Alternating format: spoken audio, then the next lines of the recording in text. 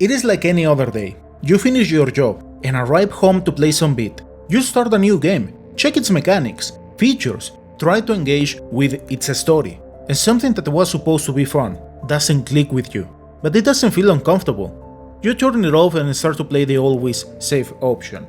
The next day, after doing your duties, you have a thought like, this game looks like fun, I am going to try it out. But then again, it doesn't feel right. Sure, the characters, the world, music, and other elements are there, but it doesn't entertain you. Days and months pass. Your pile of incomplete games, as well as your backlog, grows and grows between conflicting thoughts of, this game doesn't engage with me, and this is the good one. What began as a trivial feeling gradually seemed to invade your life. Work lost its meaning. You gave it your all, but received no reward. You started spending more time at home, because your friends had other plans, and you didn't feel like going out on your own. Games stopped being fun, and one day you realized that you didn't feel like getting up to continue with a meaningless routine. You are not sad, but everything began to feel empty. And this is where these words from the beat about Nausea may resonate. In the long run, that safe space may turn against you. In this video, let's talk about la depresión. The idea is to have something like a small guide with topics like what is depression, how do we get depression, games as a way of treatment, and what to do to get better. Of course in a simplified way and summarizing plenty of things. Remember, I am no doctor or therapist. I am a mechanical engineer, so you can consider this vid as a beginning point and something to pique your interest to study these kinds of topics. With this idea, do not auto-diagnose. Seek professional help if you need it. And as this is a gaming channel, I won't throw a sad speech. The idea is to bring some consciousness and have a chat about this topic. So expect some silly jokes, with no ill intent. With that out of the way, let's bring important questions to the table. Why does Anna from Fire Emblem Fates has 6 fingers? Now, what is depression? It is a mental disorder, in which the mood can be described as low, and these effects will vary from person to person. Sometimes they are peevish, others may feel hollow, with lack of purpose, or they will look okay, but in a similar way as a broken dispensing machine, they will work and do things, but the light inside doesn't work. Oftentimes, people directly associate depression with sadness, and sure, people can feel a deep sadness, but that doesn't mean they are depressed, so most of these ideas come from the popular culture and crappy TV shows where they made a kind of cliché, because there are people who can be the employee of the month, in the eyes of many, an absolute unit, and be chronically depressed to a point where maybe the person doesn't even know about it, which happens in a good number of cases. Sometimes the deal is that depression creeps on you in an unnoticeable way, and other symptoms may arise, like cognitive problems, unable to focus, sleeping disorders, sometimes going in opposite directions, either sleeping a lot or not having a wink, gaining or losing weight in an abnormal way, energy loss, and all of this can turn into a vicious cycle, where due to the lack of sleep, your mood starts to change, or the way your brain understands things. This oftentimes leads into a hellhole where people isolate themselves or start to feel that things aren't worth it, which can lead to more and more negative thoughts, rinse and repeat, and well. This may end in what is known as an anxiety attack. Oftentimes people describe this event as if they are having a heart attack, so consider that as a kind of a scream from your body, like this dum-dum doesn't pay attention.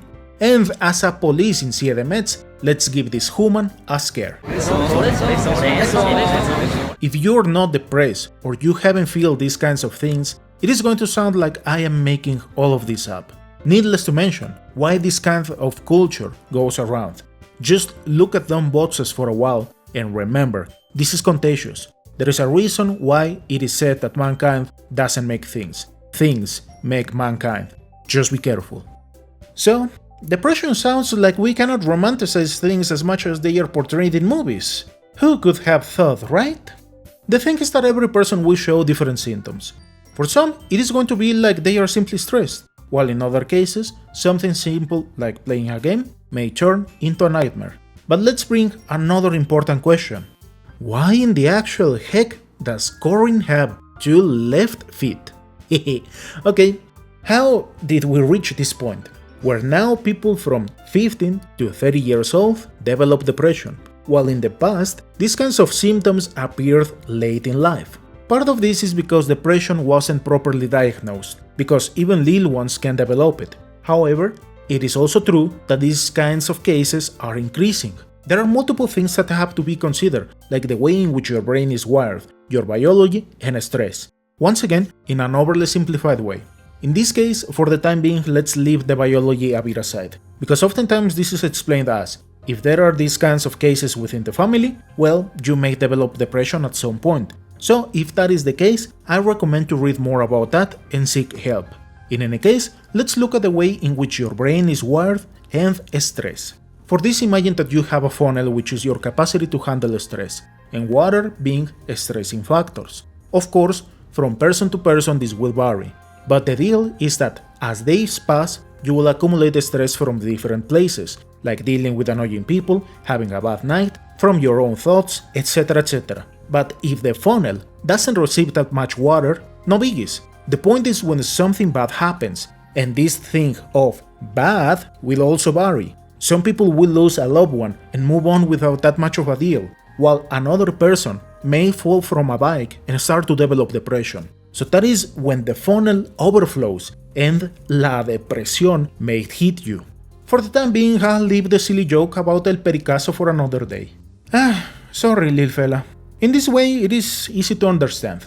But then again, why more and more people get depressed quite early in life? That is a bit more complicated to answer. But in easy terms, allow me to explain it with apples and sticks, and once again, with no ill intent. We are pretty much monkeys. We may be intelligent, but that doesn't mean we can overload our systems, because first thing we do in the morning is look at the phone. This is pretty much like opening 20 Chrome tabs in a potato. It may be strong, but it is being overloaded, when in reality the morning should be taken slower. And what's worse is that oftentimes the first things you see are images or videos about conflicts. Your brain associates those things with danger. Sure, you are intelligent, but the thing is how your subconscious associates those images. For you, it is something normal, but for your brain, that is like fighting a bear or a pack of wolves. Then you eat something that fills you, but doesn't help the organism living inside. And while you are doing this, you start to compare your life with many other people out there. And yeah, the grass is always greener on the other side. Time passed and now you're running to work. Once there, you have to lower your head and push yourself like a puppet, because you want that juicy raise. So you get into the hamster wheel, but with a perfectionism, control, and obsession like no other. Because mom and dad didn't raise losers. In the best of cases, worst case scenario, you have absent parents. And after being fried, you arrive to an empty place, because obviously no one around you has something interesting to say. So you isolate yourself within your thoughts, or worst case scenario, you use some AI to patch something that shouldn't be patched. And to dig some more, you add substances to disconnect. Plus some extra TV, because looking at the screens for a good number of hours isn't enough. Your eyes may be dry as the desert, but you can still see, so no biggies. And before sleeping, once again, scroll through that phone for a while, and rather than trying to sleep and have an easy night, you're there opening another 20 tabs in your potato. Time passes and the next thing you do is look at the clock like, oh, if I sleep right now, I will sleep 5 hours, which in reality you don't sleep, because you are there with your potato processing 20 tabs, plus the 2-3 times you wake up at night. Rinse and repeat this for a good number of years and congratulations, you will get la depresión. As for little ones, the point is that their brains are still forming, so pushing all that information plus some of the juicy brain rot, well, you know where this is going.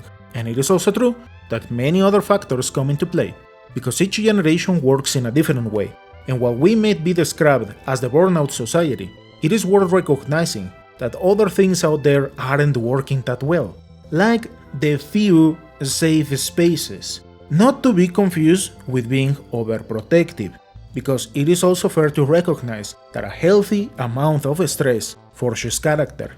If you have followed the channel for a while, That is why I encourage people to try challenges for themselves. However, something to really worry about is that new generations also value possessions in perhaps not the healthiest of ways. And since right now I will say something uncomfy for a lot of people, happiness is not found in possessions. I won't deny that they are useful, as well as money, but more of that for the last section. And other things to keep in mind is that filtered lives usually bring other problems and insecurities to little ones, which can lead to false expectations or pure fiction. And some people say that this might work as a way to push yourself to get things on your own. I don't share the sentiment, considering that little ones are still forming, and this can lead to false expectations, or repeat once again an unsustainable burnout society in search of something false. So, okay, I am taking that route. Can video games help me to treat parts of this whole mess? Sure they can, but it depends. Everything is going to depend if you are addressing the symptoms or just trying to avoid things by playing. The deal is that sometimes people try to avoid things, and for better or worse, a passive, hollow entertainment is a bad choice. So the first thing to keep in mind is that you need to play with purpose, trying to achieve objectives and connect with the game. On that front, that is another thing you will have to explore on your own, because as we have seen through some of the past vids, people will have completely different ideas from one or another thing. But fortunately for us who enjoy RPGs, they are a good genre to slightly treat depression. So yeah, not every genre works. Ideally, you should avoid fighting games, shooters, those with crappy predatory systems like gachas, loot boxes, free-to-play that hook you as a kind of job, and so on. What you need is something kinda slow, but also challenging enough to reach something like this graph. This is simplified for video games, but any activity with a good challenge for you, plus the previous points of purpose, objectives and connections will work the best for this. Games like Room Factory would be one of the best examples. It can be challenging to a certain degree. You will have little objectives to accomplish, like growing your crops, training your pets, conquering new areas, as well as connecting with a nice cast of characters. So you can take this as a good example.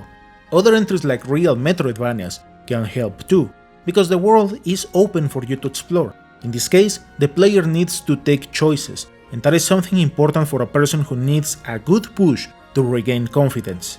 In some articles there are other games, but once again, I recommend to check this a bit more in detail, because every person is different. At least in my case, I know shooters do not work for me because of my overly competitive behavior. So rather than doing something good for me, it is going to be like going a la corte espoqueta loca. So, nah.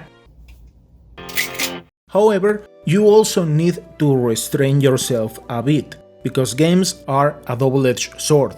Depression and addiction oftentimes go along, so they can help like a crutch, but you shouldn't completely rely on them. And I won't humor politics. Sometimes what they say, and also the media, is really dumb. So nah. But okay, that's just the gaming side. What else can I do to get better?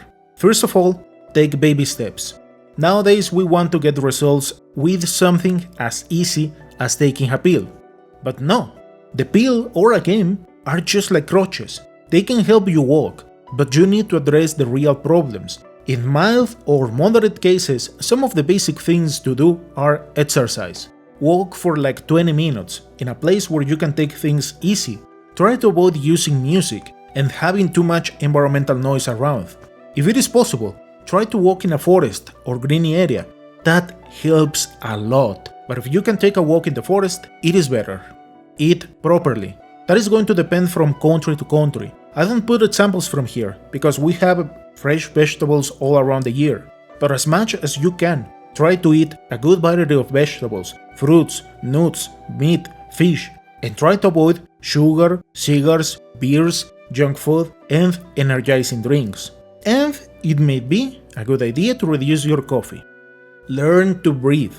Now, there are many ways in which this can be described, but you can take the game named Deep as a good example. It is a tool used to reduce stress. If you learn to breathe, you will be able to go through some really stressful situations without that much of a deal. Socialize. I know this can be hard for a lot of people, but then again, we are monkeys We are not designed to live alone. Talk with people, make important connections with them, and share how you feel. More often than not, people will help you if you learn to open your hand. It is important to throw away that false expectation of every person will bring deep and interesting conversations. Not many people will do that, but if you want to do something like that, best recommendation I can give is throw a bait and check how they react. You will get interesting conversations, but also learn to have trivial moments. Work is important, sure, but take things a bit easier. If you're a leader, learn to believe in your team. It is not healthy to be behind every single person. Do not stress over perfectionism, reworking the same thing countless times, unless whatever you're doing is going to be remembered for the next 200 years. But if it is something that won't break the pass of time, nothing happens if it is not perfect. Learn to live without sticking your nose in a cell phone.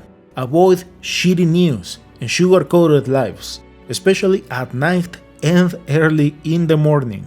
If you're having problems to sleep, try to read a book before sleeping. Nah, the cell phone doesn't work. I know this sounds kinda boomer, but take some paper and read it. Of course, be patient with this process, because if your system is in alert mode, this will take time to work. So, once again, baby steps. Try to do something creative, either painting, drawing, writing, making beats, whatever activity that pushes your creativity will help you in this journey. Learn to relax and rest without depending from hollow things like movies, shows, and so on. Sure, that is relaxing, but you also need some peace, rather than turning on the TV while looking at the phone. You know this is going in the right direction when you can stay in calm for like 15 minutes without looking at the TV or phone. Find a purpose, similarly as Homer did with Do It For Her. Going through really hard situations is easier if you have objectives and purposes in life. Try to begin with something simple and solidify that idea as you advance. Happiness is not found in material things. Yes, after buying something you might get a happy feeling, that rush of dopamine, but that happiness lasts for like 3 minutes. Why do you think it is easy to see happy people in commercials? They want you to associate products with a fake life. This will be hard for some people to understand, but well-being grows from within, as well as some of the previous points. Plus, of course, a certain amount of money and possessions. I do not mention happiness because it is something much more complex to explain, sometimes even paradoxical if we check deep analysis and studies regarding this topic. And something similar happens with money and items. There is a point where things will feel hollow. So do not think I am promoting crappy ideas of you will have nothing and you will be happy. And do not limit yourself with thoughts of I can't. You can do it. You are capable of that and more. You need to take the baby steps, going a la Pareto. The 80% of the results will be obtained from the 20% of your effort. So start to make the habit, and do not use motivation as your only fuel to move forward. The thing is that motivation is fleeting. One moment you have it, and the next second it disappears. Make the habit to take care of you, and things will be easier in the long run. Start with something little. Depending from the severity of your case, things may require some months. So just breathe and take a step at a time. If you are passing a hard time, you are no less if you ask for help. I hope you're fine. You deserve to feel good. Thank you so much for watching.